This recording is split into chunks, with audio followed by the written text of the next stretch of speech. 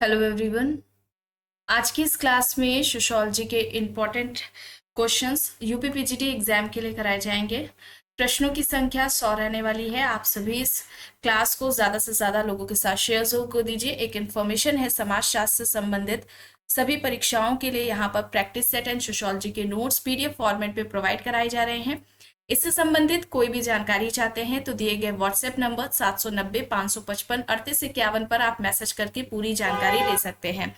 समाजशास्त्र के नोट्स की बात की जाए, ये सभी परीक्षाओं के लिए, सभी परीक्षाओं को ध्यान में रखकर तैयार किए गए हैं। सभी परीक्षाओं के लिए समान रूप से उपयोगी है। एंड राजस्थान असिस्टेंट प्रोफेसर का जीएस प्रैक्टिस सेट भी आपको यहाँ पर मिल जाएगा। इसमें टोटल 15 प्रैक्टिस सेट है और साथ ही बहुत जल्द ही सोशियोलॉजी का प्रैक्टिस सेट भी राजस्थान असिस्टेंट प्रोफेसर के लिए आ जाएगा। चलिए शुरू करते हैं। देखिए पहला प्रश्न यहाँ पर है, अर्ध समूह या आभासीय प्राथमिक समूह की अवधारणा किसने दी? अर्ध समूह या आभासीय प्राथमिक समूह की अवधारणा किसके द्वारा दी गई है? यहाँ पर ऑप्शंस में बोटोमोर, जिन्सबर्ग, सीएच कूले, किंग्सले डेविस दिया गया है। अर्ध समूह या आभासी प्राथमिक समूह की अवधारणा इनमें से किसके द्वारा दी गई है?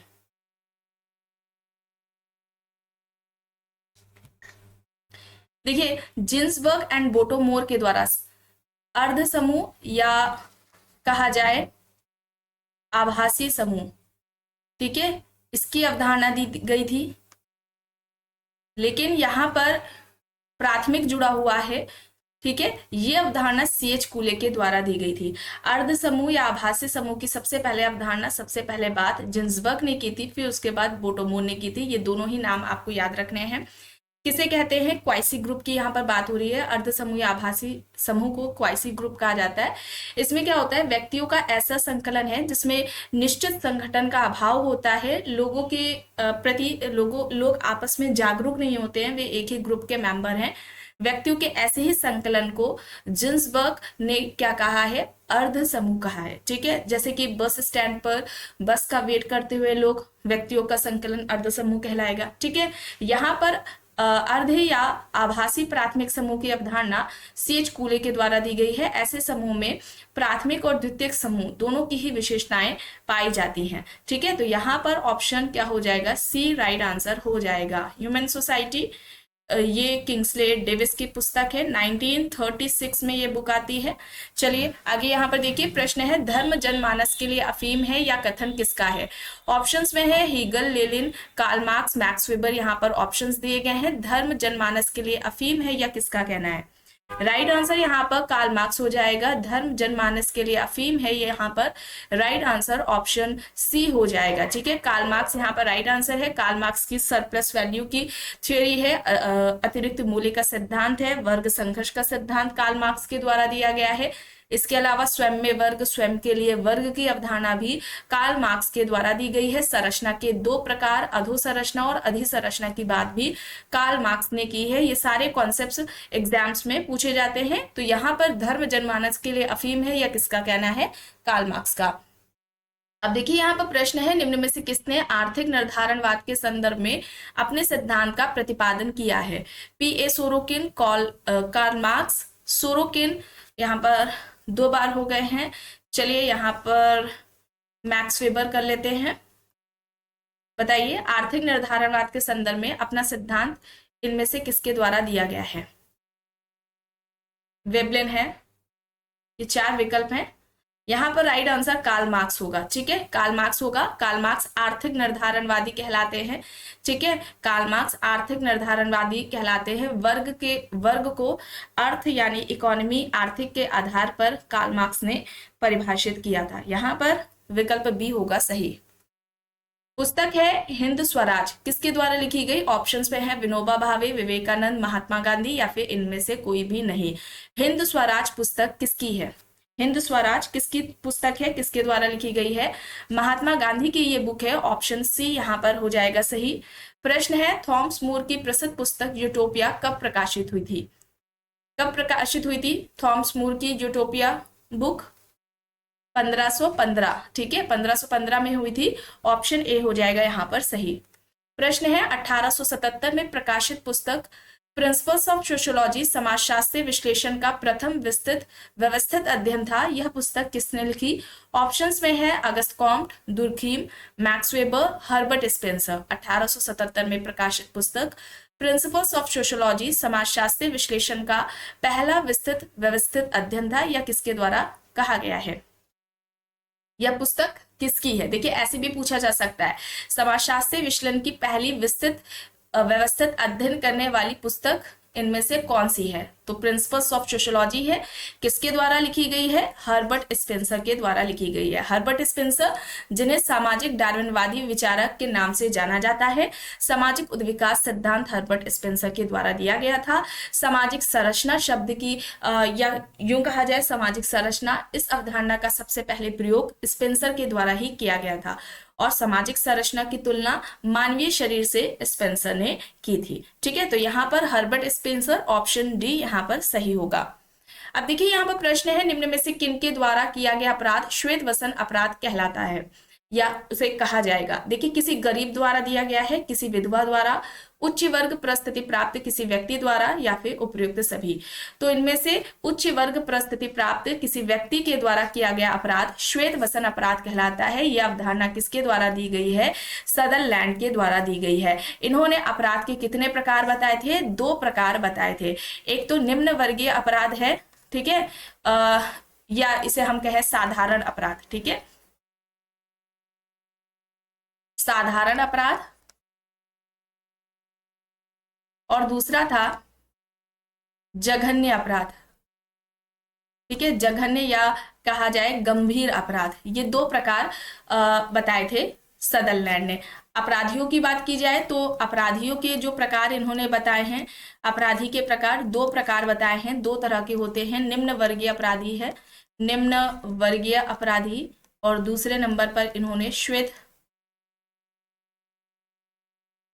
पोष अपराधी की बात की है। श्वेत पोष अपराधी की बात की है, ये याद रखिएगा। ठीक है, सदरलैंड के द्वारा श्वेत वसन अपराध या सफेद पोष अपराध की अवधारणा दी गई है। ऑप्शन सी यहाँ पर सही है। प्रश्न है, किस विद्वान ने तनाव को पारिवारिक विघटन का कारण माना? तनाव को पारिवारिक विघटन का कारण किसके द्वारा माना गया है? लेमर्ट, मावरर, इलियट एंड मैरल, एच.एस. बेकर यहाँ पर ऑप्शंस है। तनाव को पारिवारिक विघटन का कारण किसने माना है? इलियट एंड मैरल ने माना है। यहाँ पर ऑप्शन सी हो जाएगा। ठीक है, इलियट एंड मैरल तनाव के 2 प्रकार बताते हैं। एक तो है प्राथमिक तनाव, पति पत्नी के बीच में वैचारिक मतभेद उत्पन्न होता है तो उससे जो तनाव उत्पन्न होता है, टेंशन उत्पन्न होती है, उसको उन्होंने प्राथमिक तनाव कहा है। और दूसरा तनाव द्वितीयक तनाव की बात की है, जो कि आर्थिक कारणों की वजह से आता है। ठीक है, आर्थिक कारणों की वजह से उत्पन्न होने वाले तनाव को इन्होंने द्वितीयक तनाव कहा है। तो यहाँ पर ऑप्शन सी होगा सही। अब देखिए प्रश्न है, प्रभावी जाति की उस विशेषता का उल्लेख कीजिए जिसे एम.एन. श्रीनिवास ने नहीं बताया था। डोमिनेंट कास्ट की बात हो रही है। प्रभावी जाति, प्रभुत्व जाति या प्रभु जाति के नाम से पूछा जाता है कॉन्सेप्ट। श्रीनिवास का है ये, और उन्होंने 3 मूलभूत विशेषताएं इसकी बताई थी। यहाँ पर कौन सी एक नहीं है ये बताना है। जनसंख्या शक्ति, आर्थिक प्रभाव, राजनीतिक शक्ति, श्वेत वस्त्र व्यवसाय यहाँ पर दिया गया है। किसकी बात नहीं की है? श्वेत वस्त्र व्यवसाय की बात नहीं की गई है। ठीक है, डी यहाँ पर राइट होगा। और प्रभावी जाति की आलोचना में प्रभु व्यक्ति की अवधारणा, ठीक है, प्रभु व्यक्ति की अवधारणा किसने दी थी? एस.सी. दुबे ने दी थी। ठीक है, एस.सी. दुबे के द्वारा प्रभु व्यक्ति की अवधारणा दी गई है। आगे देखते हैं, प्रश्न है, नगरवाद जीवन की पद्धति है ये कहा गया है। Kingsley Davis, park and Burgess, Louis worth या फिर इनमें से कोई भी नहीं। नगरवाद जीवन की पद्धति है, यह किसके द्वारा कहा गया है? सही यहाँ पर क्या हो जाएगा? सही यहाँ पर लुई वर्थ हो जाएगा। ऑप्शन सी यहाँ पर राइट होगा। नगरवाद जीवन की पद्धति है यह कहना लुई वर्थ का है। ऑप्शन यहाँ पर सी होगा सही।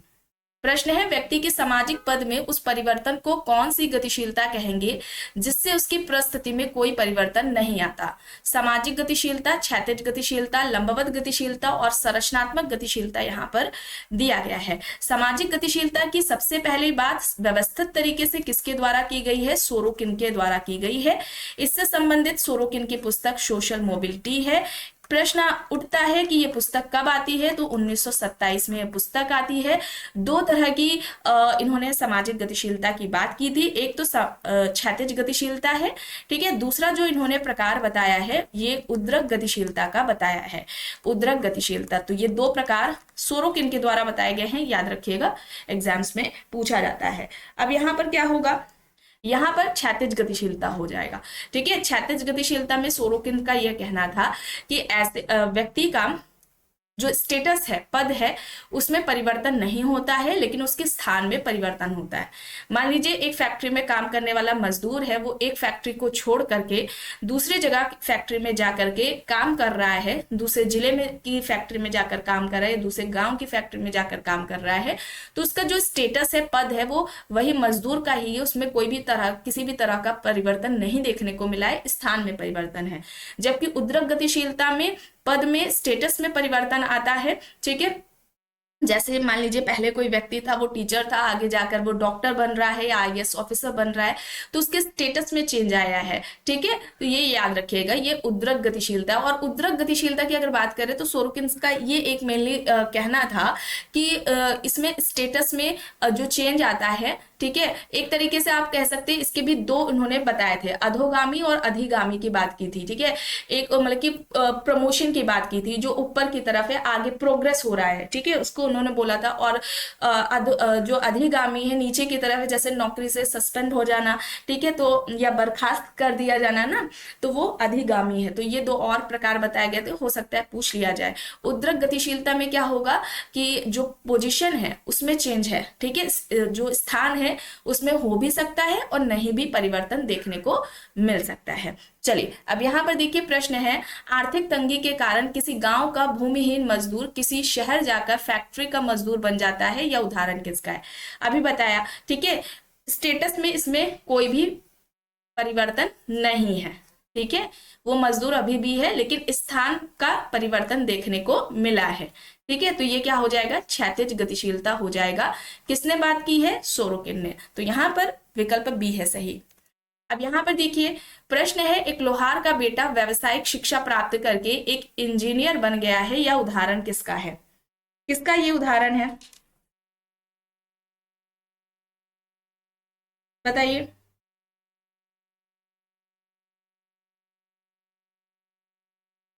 राइट, यहाँ पर क्या होगा?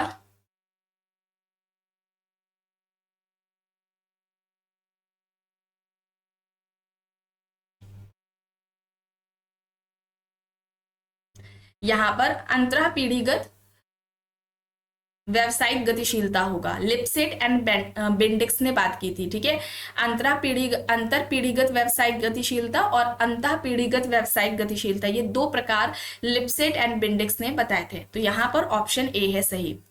प्रश्न है, किसने आधुनिकता को विनाश और विध्वंस का समाज कहा है? लियोटार्ड, जिगमंड बूमेन है, हीगल है और उलरिच बेक यहाँ पर ऑप्शंस है।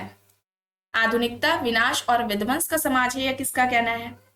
यहाँ पर बॉमेन होगा, ठीक है, बॉमेन होगा। और उलरिच बेक की जो पुस्तक है, ये एक बुक है इनकी, रिस्क सोसाइटी, ये एग्जाम्स में पूछी जाती है, ठीक है।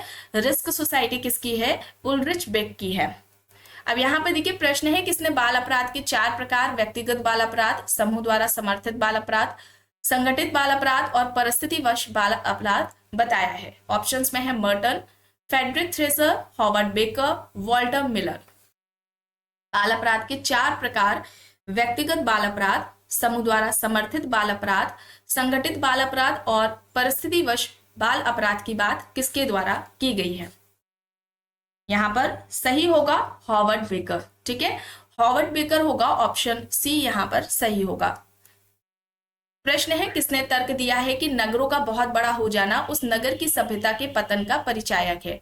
विकल्प में है George Simmel, Robert Park, Hope ड्रिस्टेल, पैट्रिक गिडिस। नगरों का बहुत बड़ा हो जाना उस नगर की सभ्यता के पतन का परिचायक है, यह किसका कहना है? तो यहाँ पर सही होगा पैट्रिक गिडिस, ठीक है, पैट्रिक गिडिस होगा, विकल्प डी यहाँ पर राइट होगा। नगरों का बहुत बड़ा हो जाना उस नगर की सभ्यता के पतन का परिचायक है, यह कहना पैट्रिक गिडिस का है। तो यहाँ पर ऑप्शन डी है सही। अब देखिए, द पावर स्ट्रक्चर पुस्तक पूछी जा रही है, किसके द्वारा लिखी गई है? ऑप्शंस में C Wright Mills, Max Weber, Robert Dahl, Arnold Ambrose दिया गया है। द पावर स्ट्रक्चर किसकी है? द पावर स्ट्रक्चर ये किसकी हो जाएगी? अर्नोल्ड एम्ब्रोस की पुस्तक हो जाएगी। ऑप्शन डी यहां पर राइट हो जाएगा। प्रश्न है, निम्न में से किसने समरक्त परिवार और विवाह संबंधी परिवार की बात की है? समरक्त परिवार और विवाह संबंधी परिवार की बात किसके द्वारा की गई थी? लिंटन के द्वारा की गई थी। ठीक है, लिंटन के द्वारा की गई थी। यहाँ पर ऑप्शन सी हो जाएगा सही। जिमरमैन ने न्यासिता परिवार, अति लघु या अणुवादी परिवार और तीसरा घरेलू परिवार की बात की थी। ठीक है, स्वतंत्र नाभिकीय परिवार, मिश्रित नाभिकीय परिवार की बात मर्डॉक द्वारा की गई थी। चलिए अब यहाँ पर देखिए, प्रश्न है दलित इन मॉडर्न इंडिया किसके द्वारा लिखी गई है? दलित इन मॉडर्न इंडिया किसकी है? एसएम माइकल की है। यहाँ पर ऑप्शन सी होगा। Dalit in modern India S M Michael की है। ऑप्शन सी यहाँ पर सही हो जाएगा। प्रश्न है, निम्न में से किसका कहना है कि जाति एक संगठित वोट बैंक बन गई है? जाति को एक संगठित वोट बैंक किसने कहा? S C Dube, Andre Beteille, G S Ghurye, M N Srinivas यहाँ पर ऑप्शंस हैं। S C Dube, Andre Beteille, G S Ghurye, M N Srinivas यहाँ पर ऑप्शंस दिए गए हैं। जाति एक संगठित वोट बैंक बन गई है, यह किसका कहना है? एमएन श्रीनिवास का। ठीक है, एमएन श्रीनिवास का कहना है। ऑप्शन डी यहाँ पर सही हो जाएगा। किसने कहा है कि सत्य की खोज करो, भले ही वह स्वर्ग में हो या नर्क में? ऑप्शंस में दुर्खीम, स्पेंसर, पैरेटो, सी राइट मिल्स हैं। सत्य की खोज करो, भले ही वह स्वर्ग में हो या नर्क में, किसका कहना है? पैरेटो का। अभिजात वर्ग का परिभ्रमण सिद्धांत सामाजिक परिवर्तन से संबंधित पैरेटो द्वारा दिया गया है। ऑप्शन सी यहाँ पर राइट होगा। किसने पुरुषार्थ को आश्रम व्यवस्था का मानसिक नैतिक आधार माना? M Kapadia, doctor P N Prabhu, IP Desai, doctor SC Dube यहाँ पर ऑप्शंस हैं। पुरुषार्थ को आश्रम व्यवस्था का मानसिक नैतिक आधार किसने माना? डॉक्टर पी एन प्रभु ने। यहां पर ऑप्शन बी हो जाएगा सही। प्रश्न है, किसने उत्तर प्रदेश के आगरा और मेरठ के गांव का अध्ययन करके जजमानी व्यवस्था के प्रकार तथा अप्रकार का वर्णन किया है? ऑप्शंस में Oscar Lewis, William Wiser, FG Bailey, GS Ghurye यहाँ पर दिए गए हैं। देखिए, जजमानी व्यवस्था की अगर डायरेक्टली बात आती है अवधारणा की कि जजमानी व्यवस्था की जो अवधारणा है, इसके जनक कौन है? किसके द्वारा ये अवधारणा दी गई है? तो विलियम वाइजर है। ठीक है, विलियम वाइजर के द्वारा यह अवधारणा दी गई है। डायरेक्टली कॉन्सेप्ट पूछा जाता है तो यह सबसे पहले जजमानी व्यवस्था की बात किसने की है? तो भी वाइजर के द्वारा ही की गई है। इनका अध्ययन कहाँ रहा है?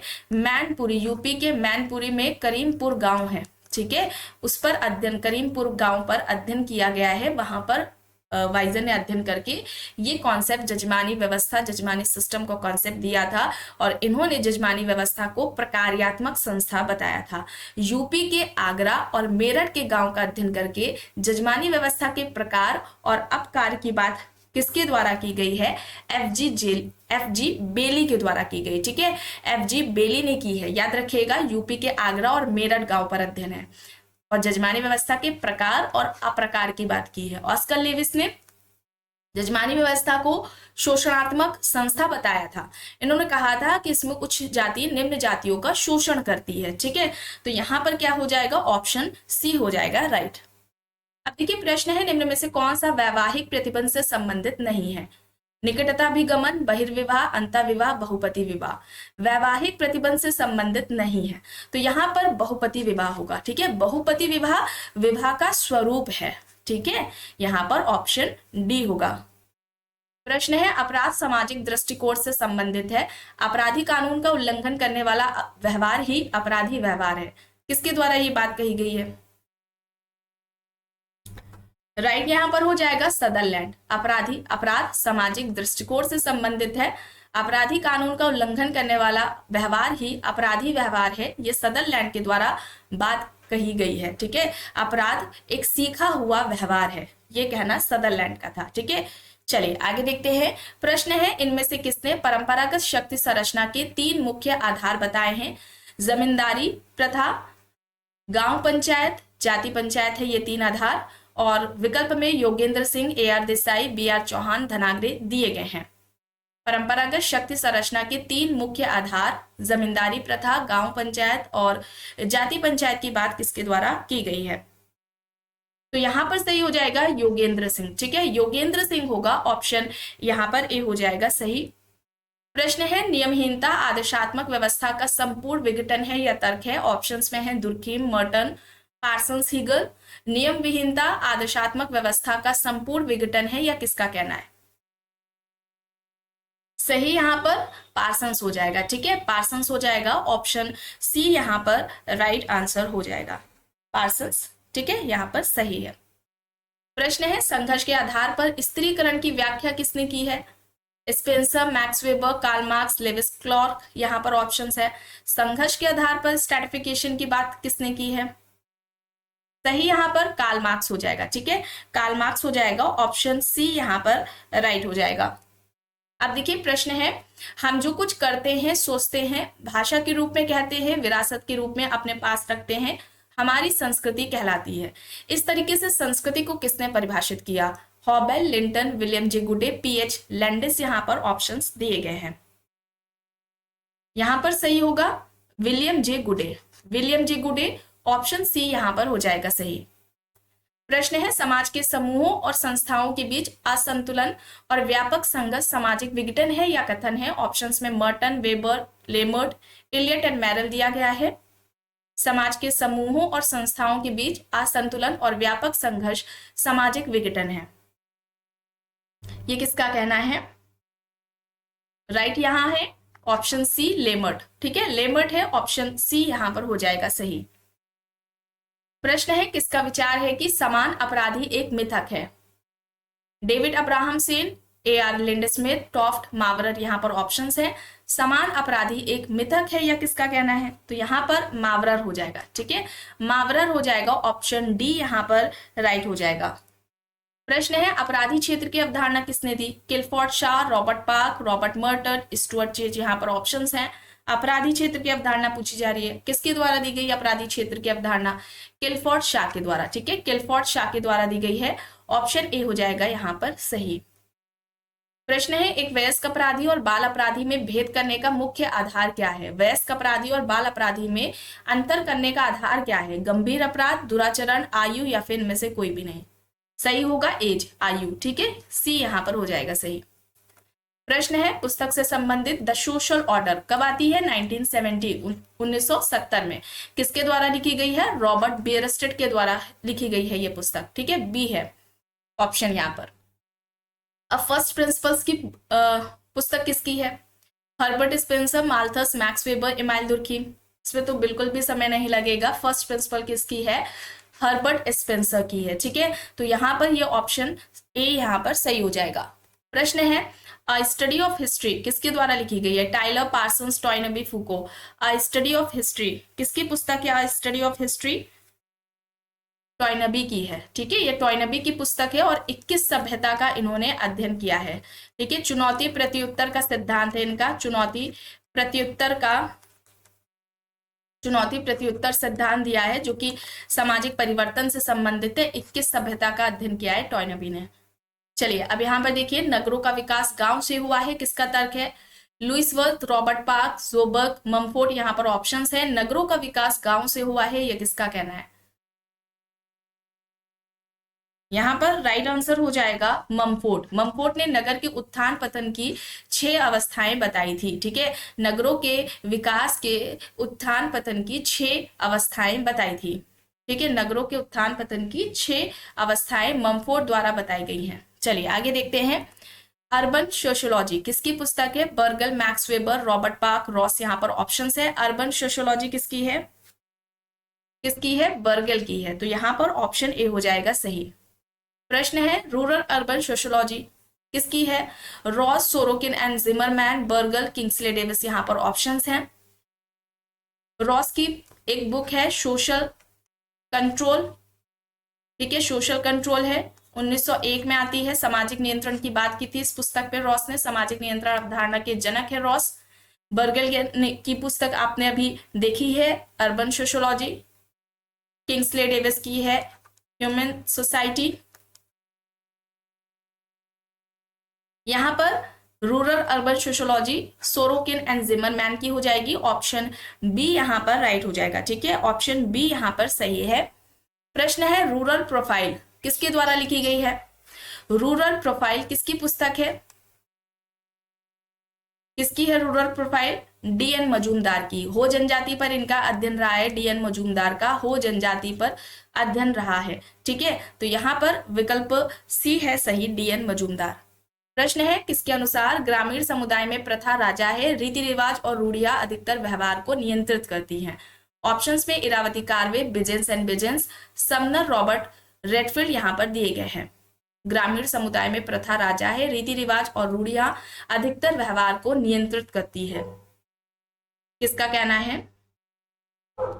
बिजेंस एंड बिजेंस का कहना है यहाँ पर ऑप्शन बी हो जाएगा सही। ठीक है, विकल्प बी यहाँ पर सही है। और ग्रामीण समाजशास्त्र के जनक कौन है? याद रखिएगा, ग्रामीण समाजशास्त्र के जनक रॉबर्ट रेडफील्ड है। ग्रामीण समाजशास्त्र के जनक रॉबर्ट रेडफील्ड है। अब यहाँ पर देखिए, चलिए, भारतीय गांव लघु समुदाय है, यह तर्क किसका है? भारतीय गांव को लघु समुदाय किसके द्वारा कहा गया था? रॉबर्ट रेडफील्ड के द्वारा कहा गया था। लिटिल कम्युनिटी का कॉन्सेप्ट रॉबर्ट रेडफील्ड का है। मैक्सिको के चानकोम गांव पर अध्ययन किया था रॉबर्ट रेडफील्ड ने और लिटिल कम्युनिटी का कॉन्सेप्ट दिया था और उन्होंने लघु समुदाय से संबंधित 4 विशेषताएं बताई थी: लघुता, विशिष्टता, समरूपता,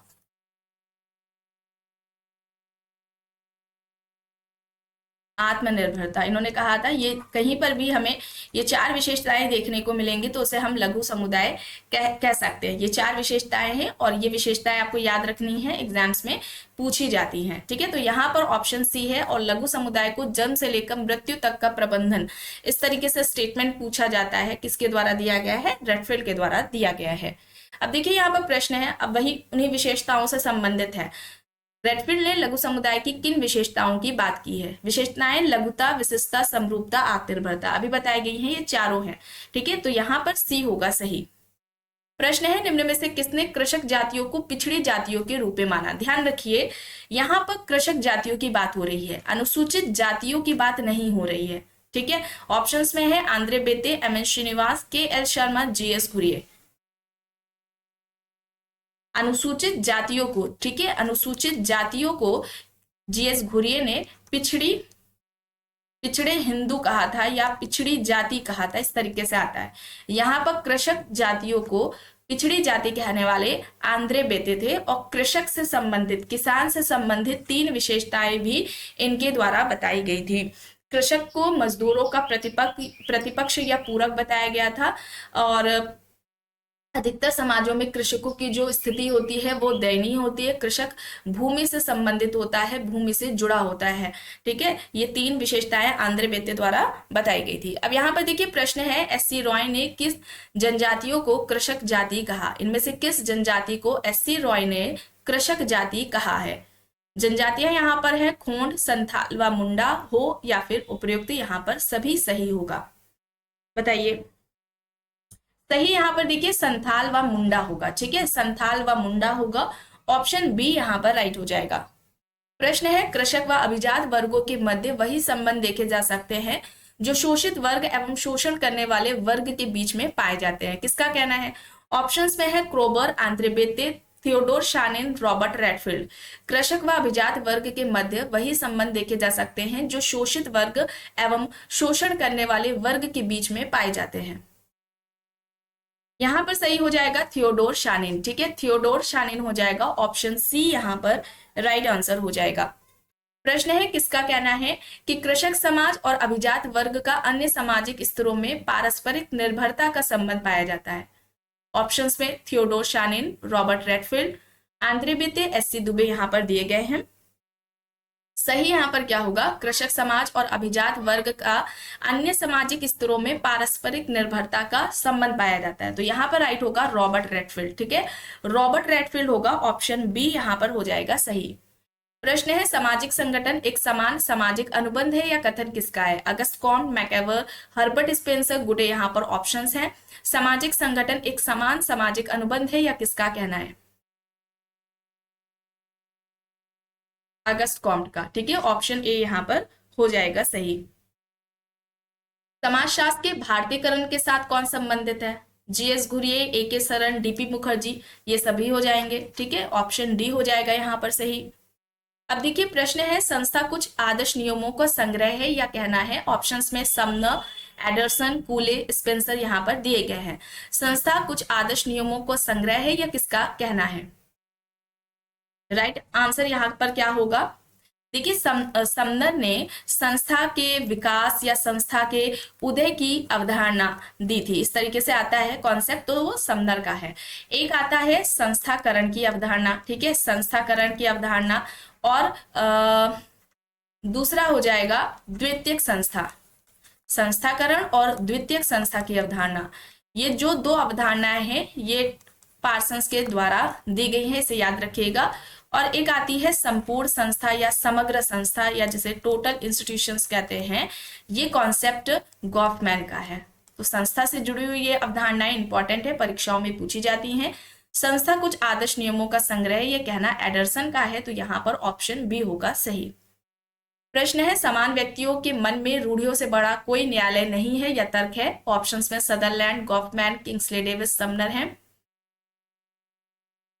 समान व्यक्तियों के मन में रूढ़ियों से बड़ा कोई न्यायालय नहीं है, किसका कहना है? किंग्सले डेविस का कहना है, तो यहां पर ऑप्शन सी हो जाएगा सही। प्रश्न है, अपराधी जनजात होते हैं, इस संप्रदाय का समर्थक कौन है? अपराधी जनजात होते हैं, ये बात किसके द्वारा कही गई थी? लोम्ब्रोसो के द्वारा। ठीक है, यहाँ पर ऑप्शन ए हो जाएगा सही। और 4 तरह के अपराधी की बात की थी। कौन कौन से अपराध होते हैं, अपराध के प्रकार 4 बताए थे इन्होंने। कौन कौन से वे अपराध है ये आपको कमेंट बॉक्स में बताना है। और सदरलैंड ने क्या कहा था? अपराधी सामाजिक व्यवहार है, या अपराधी सीखा हुआ व्यवहार है, या अपराध सीखा हुआ व्यवहार है। ठीक है, अपराध सीखा हुआ व्यवहार है। ये बात इन्होंने लोम्ब्रोसो की इस बात का खंडन करते हुए, इसकी आलोचना करते हुए कही थी। ठीक है, लोम्ब्रोसो कहते हैं अपराधी जनजात होता है, व्यक्ति जन्म से ही अपराधी होता है।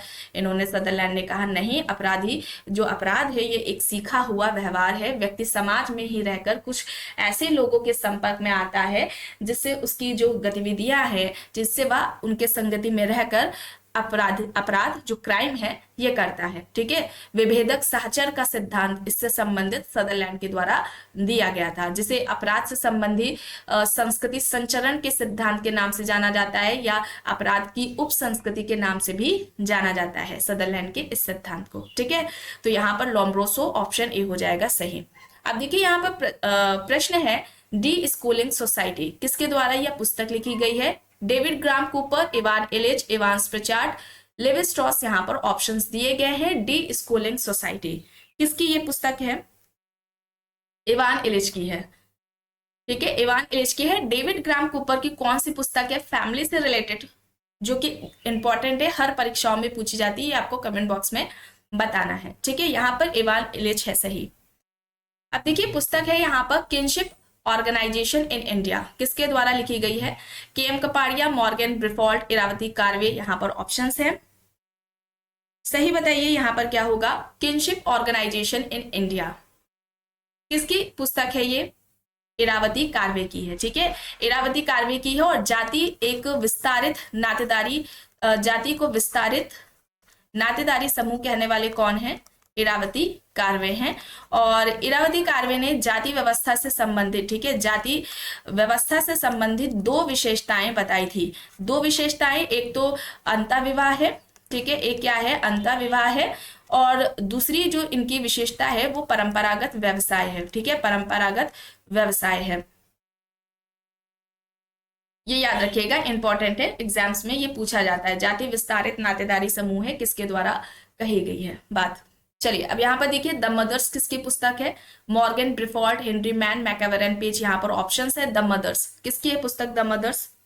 राइट आंसर ब्रिफॉल्ट है। परिवार की उत्पत्ति का मात्र सत्तात्मक सिद्धांत ब्रिफॉल्ट द्वारा दिया गया था। ठीक है, चलिए अब यहाँ पर देखिए प्रश्न है, कास्ट इन इंडियन पॉलिटिक्स किसकी है? Hutton, Karl Marx, Rajni Kothari, Coser, यहाँ पर ऑप्शंस हैं।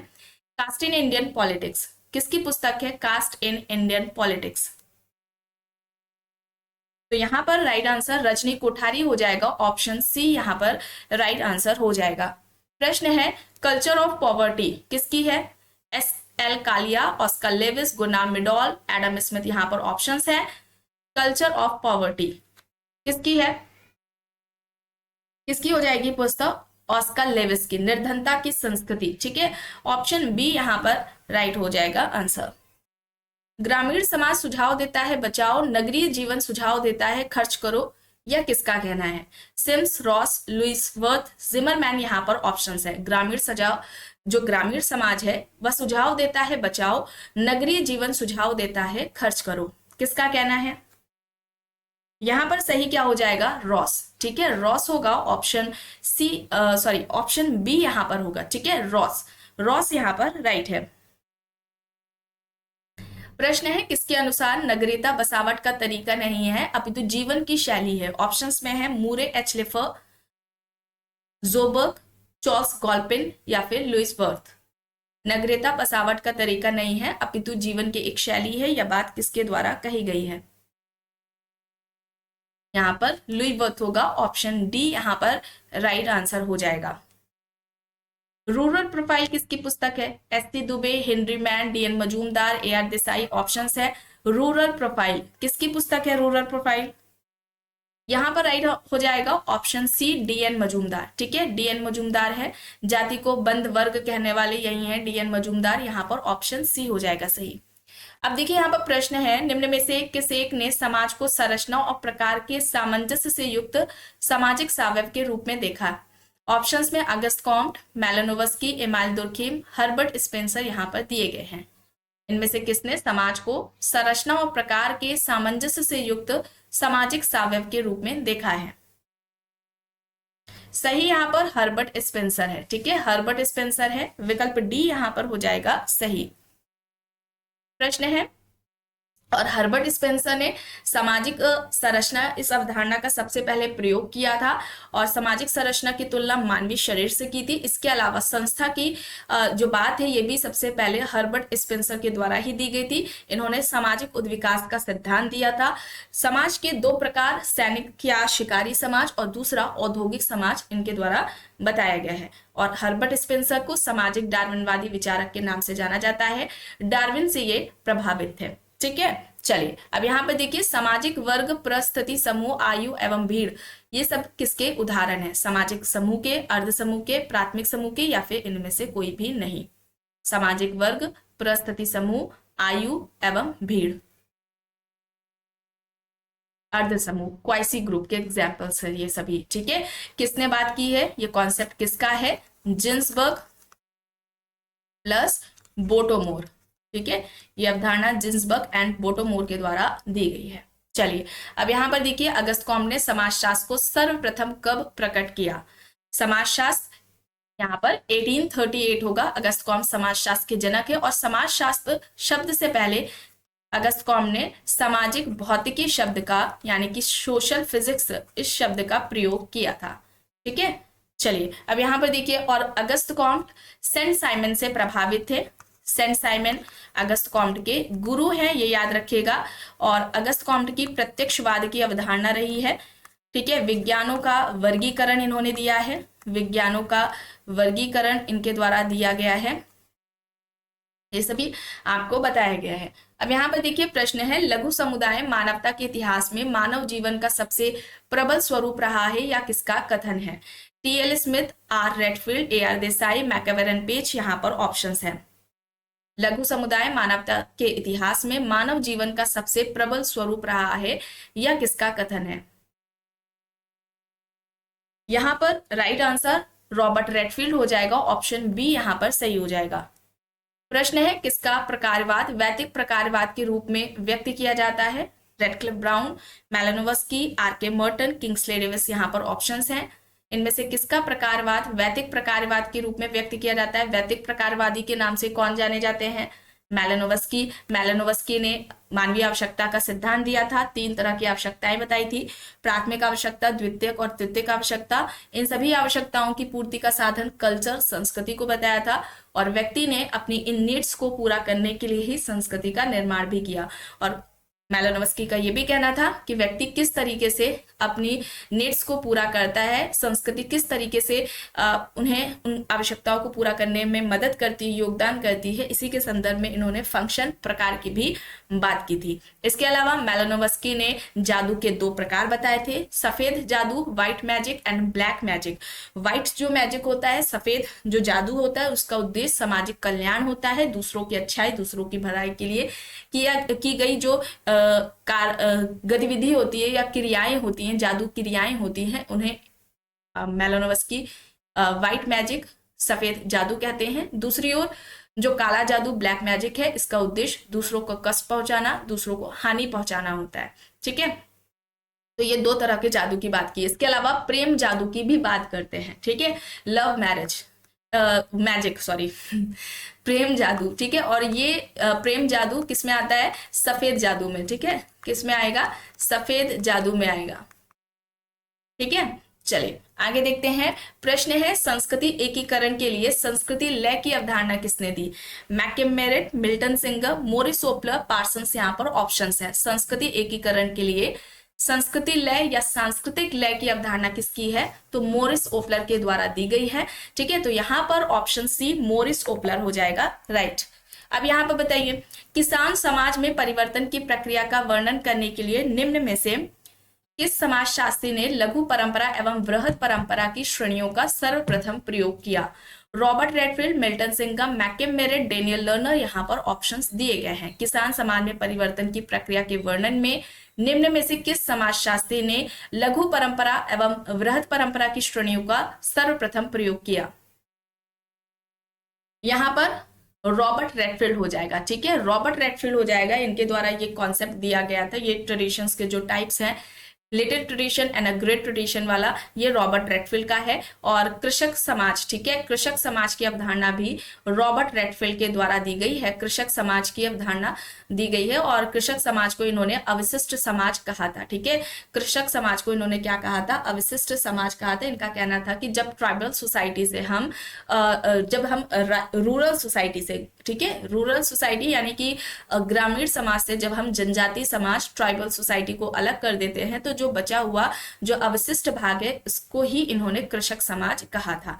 चलिए अब आगे देखिए, यहाँ पर प्रश्न है, जे छट्टन के अनुसार भारतवर्ष की प्राचीनतम प्रजाति क्या थी? Nordic, Negrito, Mongoloid, proto Australoid. यहाँ पर ऑप्शंस हैं। जे छट्टन ने भारतवर्ष की प्राचीनतम प्रजाति इनमें से किसे बताया था? अच्छा, प्रोटो ऑस्ट्रेलाइड को भारत की सबसे प्राचीन प्रजाति किसके द्वारा बताया गया है, ये आपको यहाँ पर बताना है कमेंट बॉक्स में। ठीक है, और यहाँ पर निग्रिटो होगा। ठीक है, निग्रिटो होगा, ऑप्शन बी यहाँ पर सही होगा।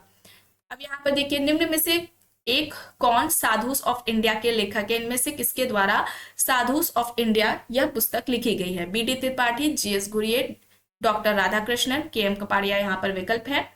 साधुस ऑफ इंडिया किसकी पुस्तक है? Sadhus of India B D Tripathi की है, तो यहाँ पर ऑप्शन ए हो जाएगा सही। ठीक है, ऑप्शन ए यहाँ पर सही है। नृजाति केंद्रवाद को निम्न में से कौन सही रूप में परिभाषित करता है? इनमें से कौन सा विकल्प? देखिए, सांस्कृतिक आदर्श प्रारूप की सहायता से अन्य संस्कृतियों को आंकना, दूसरी जाति को मानव जाति से तुलना करके आंकना, अन्य संस्कृति को हीन भाव से देखना, अपनी संस्कृति से तुलना करके अन्य संस्कृतियों को आंकना। नृजाति केंद्रवाद किसकी अवधारणा है? नृजाति केंद्रवाद की समनर के द्वारा यह अवधारणा दी गई है, एथनोसेंट्रिज्म की। और यहाँ पर राइट होगा, अपनी संस्कृति से तुलना करके अन्य संस्कृति को आंकना। ऑप्शन डी है। और ऐसे में व्यक्ति पाता है कि उसकी जो संस्कृति, उसका जो कल्चर है, वो दूसरे से बेहतर है। ठीक है, चलिए अब यहाँ पर देखिए, किसने कहा है कि जब एक वर्ग पूर्णतः आनुवांशिकता पर आधारित होता है तो उसे हम जाति कहते हैं? ऑप्शंस में Majumdar and Madan, Ketkar, C H Cooley, N K Dutta यहाँ पर दिया गया है। जब एक वर्ग पूर्णतः आनुवांशिकता पर आधारित हो जाता है तो उसे हम जाति कहते हैं। किसका कहना है? सी एच कूले का कहना है। ऑप्शन सी यहाँ पर राइट आंसर हो जाएगा। ठीक है, ऑप्शन सी यहाँ पर सही है।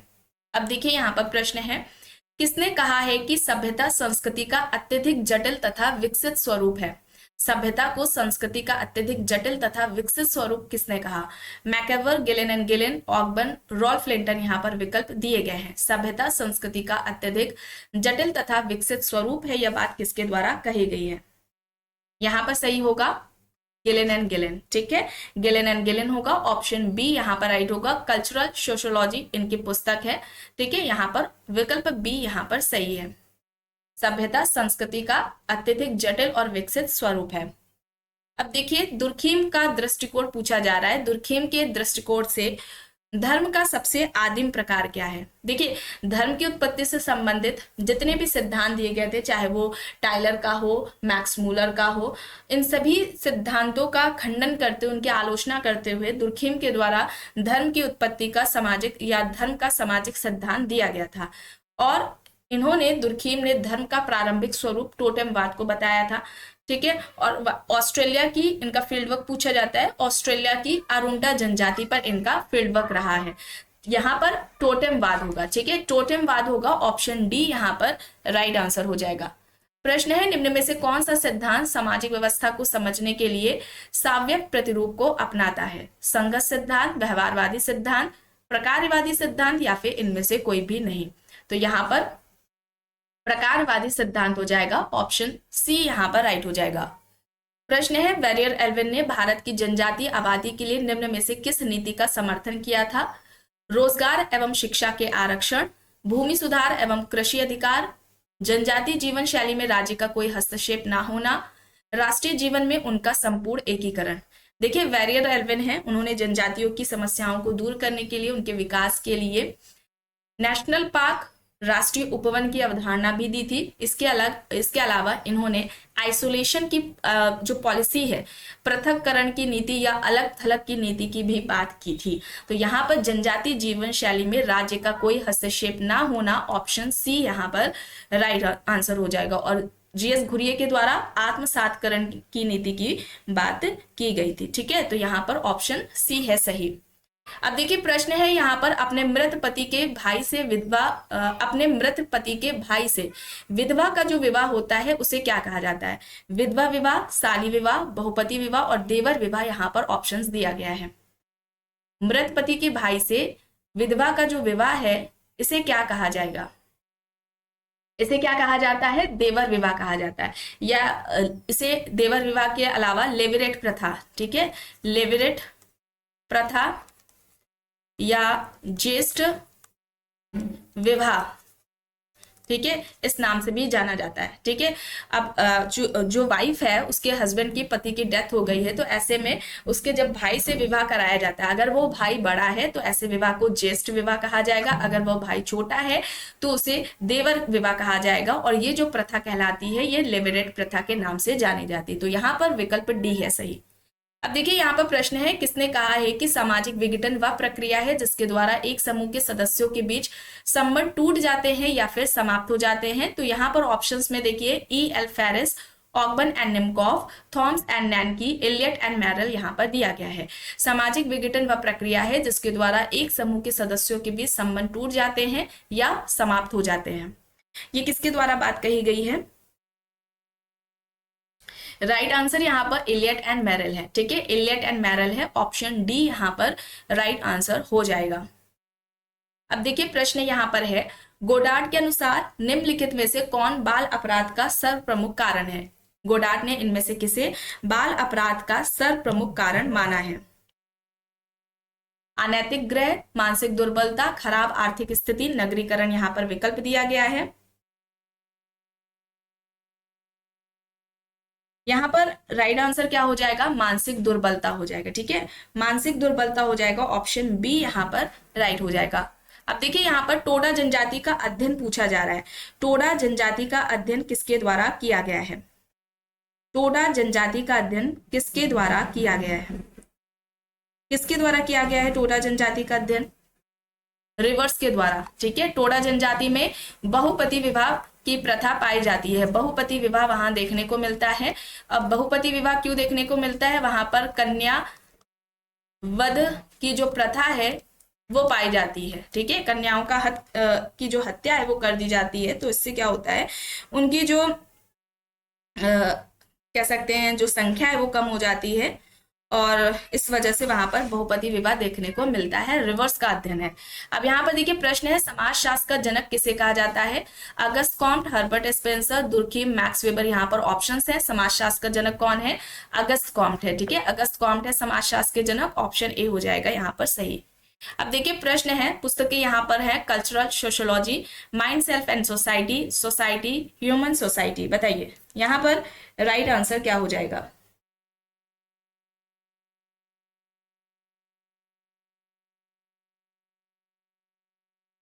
राइट आंसर यहाँ पर क्या हो जाएगा?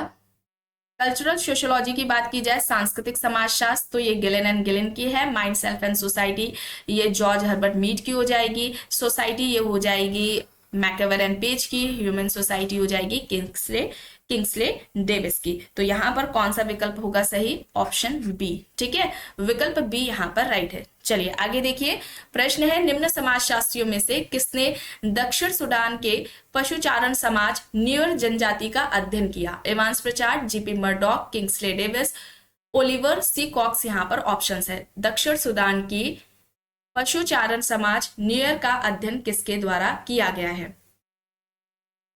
जॉर्ज पीटर मर्डॉक ने 250 समाजों का अध्ययन किया था। सोशल स्ट्रक्चर इनकी पुस्तक है और वहां पर सभी समाजों में उन्होंने परिवार नामक संस्था को पाया था और उस आधार पर इन्होंने कहा था कि परिवार एक सार्वभौमिक संस्था है। ऐसा कोई समाज नहीं है जहां पर हमें परिवार का कोई भी स्वरूप ना देखने को मिला हो। ठीक है, मर्डॉक का अध्ययन पूछा जा सकता है, 250 समाजों पर रहा है। और यहाँ पर एवांस प्रचार है। ऑप्शन ए हो जाएगा यहाँ पर सही। अब यहाँ पर देखिए समूह दिए गए हैं, किसके द्वारा किस समूह की बात की गई है? चलिए देखकर बताइए। स्वैच्छिक व अनैच्छिक समूह की जो बात है वो किसके द्वारा की गई है? स्वैच्छिक व अनैच्छिक समूह की जो बात है ये सैडरसन ने की है। इसके अलावा जननिक समूह व सामूहिक समूह की जो बात है वो गिडिंग्स के द्वारा की गई है। प्राथमिक समूह प्राइमरी ग्रुप का कॉन्सेप्ट कूले का है। इन एंड आउट ग्रुप की जो बात है वो समनर के द्वारा की गई है। तो यहाँ पर सही हो जाएगा ऑप्शन बी। ठीक है, विकल्प बी यहाँ पर राइट है। प्रश्न है, निम्न में से कौन सी एक वह प्रक्रिया है जिससे सांस्कृतिक विशेषताएं एक सांस्कृतिक रूप से विभिन्न समूह में एक दूसरे से फैलती हैं? उद्विकास, आत्मसातकरण, प्रसारण या फिर इनमें से कोई भी नहीं? उसे हम क्या कहते हैं? प्रसार कहते हैं। ऑप्शन सी यहां पर हो जाएगा सही। प्रश्न है, अ स्टडी ऑफ हिस्ट्री किसकी है? ये रिपीट हुआ है। ठीक है, अ स्टडी ऑफ हिस्ट्री किसकी है? टॉयनबी की है। 21 सभ्यता का अध्ययन किया गया था टॉयनबी के द्वारा। चलिए अब यहाँ पर देखिए, किसने भारतीय ग्रामीण समुदाय के बारे में कहा है कि ग्रामीण समुदाय छोटे छोटे गणराज्य हैं? एससी दुबे, मैरर व एल्ड्रिस, मैकेवर एंड पेज, चार्ल्स मैटकॉफ। यहाँ पर ऑप्शंस दिए गए हैं। ग्रामीण समुदाय छोटे छोटे गणराज्य हैं, यह किसका कहना है? चार्ल्स मैटकॉफ का कहना है। ऑप्शन डी हो जाएगा यहाँ पर राइट। प्रश्न है, the dynamics of our rural society किसकी पुस्तक है? B R Chauhan, A R Desai, McKim Marriott, Radha Kamal Mukherjee. यहाँ पर ऑप्शंस हैं। The dynamics of our rural society किसकी होगी ये बुक? राधा कमल मुखर्जी की। ठीक है, साधन व साध्य मूल की बात राधा कमल मुखर्जी के द्वारा की गई थी। यहाँ पर ऑप्शन डी है। मूल्यों का संस्करण राधा कमल मुखर्जी द्वारा दिया गया है। अब देखिए यहाँ पर प्रश्न है, भारतीय गांव लघु समुदाय है या तर्क किसका है? ये भी शायद रिपीट हुआ है। भारतीय गांव लघु समुदाय है, ये कहना रॉबर्ट रेडफील्ड का है। ठीक है, रॉबर्ट रेडफील्ड का है। ऑप्शन डी, ऑप्शन सी यहाँ पर सही हो जाएगा। ठीक है, ऑप्शन सी यहाँ पर सही है। इनकी जो अवधारणाएं हैं, लघु समुदाय है, एक है लघु समुदाय, इंपॉर्टेंट है, इनके कॉन्सेप्ट्स एग्जाम्स में आते हैं। कृषक समाज है, या हो सकता है कृषक समाज के अलावा अवशिष्ट समाज पूछ लिया जाए। ठीक है, ये याद रखिएगा। इसके अलावा लघु परंपरा व वृहद परंपरा, लघु परंपरा व दीर्घ या वृहद परंपरा, लोक समाज। ठीक है, लोक समाज, लोक संस्कृति, ये सभी अवधारणाएं रॉबर्ट रेडफील्ड के द्वारा दी गई हैं। ठीक है, चलिए आगे देखते हैं। प्रश्न है, निम्न में से कौन सी संस्था कृषक समाज की व्यवस्था से संबंधित नहीं है? जाति, संयुक्त परिवार, तृतीयक उद्योग, कुटीर उद्योग। यहाँ पर ऑप्शंस हैं। इनमें से कौन सी संस्था है जो कि कृषक समाज व्यवस्था से संबंधित नहीं है? तो तृतीयक उद्योग होगा यहाँ पर, ठीक है, तृतीयक उद्योग होगा, सी यहाँ पर राइट होगा। प्रश्न है, अपनी महान कृति the protestant ethics and the spirit of capitalism में वेबर ने सुझाव दिया है कि प्रोटेस्टेंटवाद के आधारभूत मूल्यों ने पूंजीवाद को प्रभावित किया है। ऑप्शंस देखिए, सामाजिक परिवर्तन में आर्थिक कारकों की भूमिका को पूरी तरह से निकाल दिया जाए, सामाजिक परिवर्तन में आर्थिक कारकों को उचित रूप से माना था, आर्थिक कारकों को उचित मान्यता देते हुए भी गैर आर्थिक कारणों को प्राथमिकता प्रदान की गई थी, या फिर नौकरशाही की भूमिका का समर्थन किया गया था।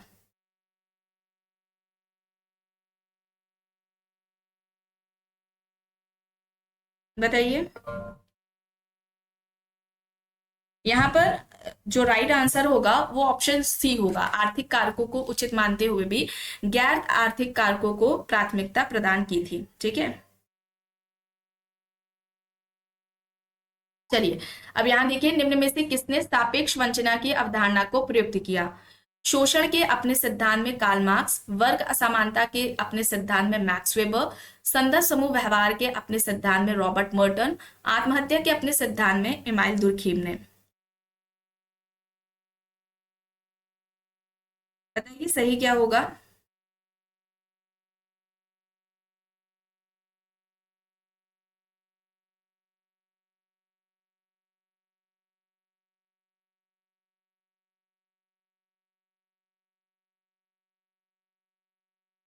राइट आंसर यहाँ पर क्या हो जाएगा?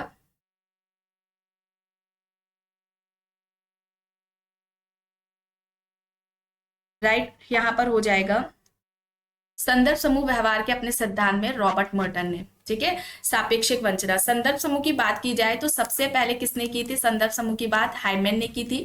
समाजशास्त्र में संदर्भ समूह की बात किसके द्वारा की गई थी? रॉबर्ट मर्टन ने। और संदर्भ समूह के निर्माण के या संदर्भ समूह के आधार जो बताए थे इन्होंने, निर्धारण के आधार, ये दो बताए थे। एक तो आकांक्षा था, दूसरा तुलनात्मक अभावबोध या सापेक्षिक वंचना को इन्होंने बताया था। चलिए अब यहाँ पर देखिए, प्रश्न है, एक जगह एकत्रित ना होने वाले या एक दूसरे से अंतःक्रिया ना करने वाले परंतु कुछ न कुछ समानता रखने वाले लोगों को निम्न में से किस में रखा जाता है? सामाजिक समूह, गौड़ समूह, प्राथमिक समूह या फिर सामाजिक श्रेणी में?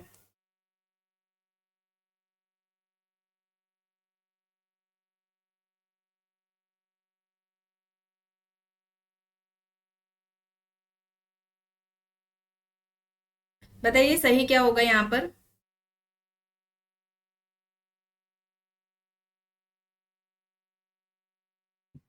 राइट यहाँ पर हो जाएगा सामाजिक श्रेणी, ठीक है, डी यहाँ पर राइट हो जाएगा। प्रश्न है, निम्न में से कौन सा एक युग्म सही सुमेलित नहीं है? दर्पण में स्वप्रतिबिंब, सी.एच. कूले, परा अहम, अल्फ्रेड एल क्रोबर, सामूहिक अंतर्विवेक, इमाइल दुर्खीम, दूसरे की भूमिका ग्रहण करना, जॉर्ज हर्बर्ट मीड। सही सुमेलित नहीं है यह पूछा जा रहा है। यहाँ पर परा अहम होगा, ठीक है, यहाँ पर क्रोबर नहीं होगा, ठीक है। किसने बात की है ये आपको कमेंट बॉक्स में बताना है। चलिए अब यहाँ पर देखिए, निम्न समाजशास्त्रियों में से किस एक ने जाति को विस्तृत स्वजन समूह के रूप में लिया है? G S. Ghurye, McKim Marriott, M N. Srinivas, Irawati Karve. यहाँ पर ऑप्शंस दिए गए हैं। जाति को विस्तृत स्वजन समूह के रूप में लिया है, राइट क्या होगा?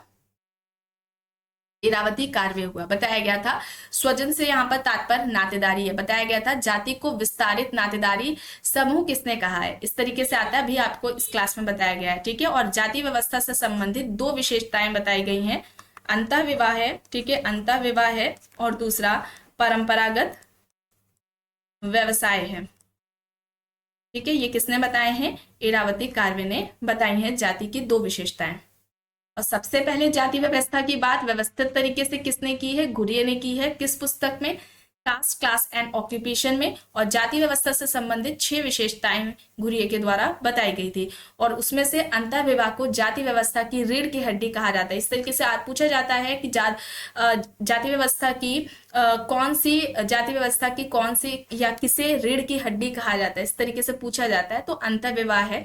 और जाति व्यवस्था खत्म हो इसके लिए ज्यादा से ज्यादा अंतर जाति विवाह की बात किसके द्वारा की गई थी? घुरिये और अंबेडकर जी के द्वारा। ठीक है, चलिए अब यहाँ पर देखिए किसका तर्क है कि प्रभावी जाति नहीं होती, प्रभावी व्यक्ति होते हैं।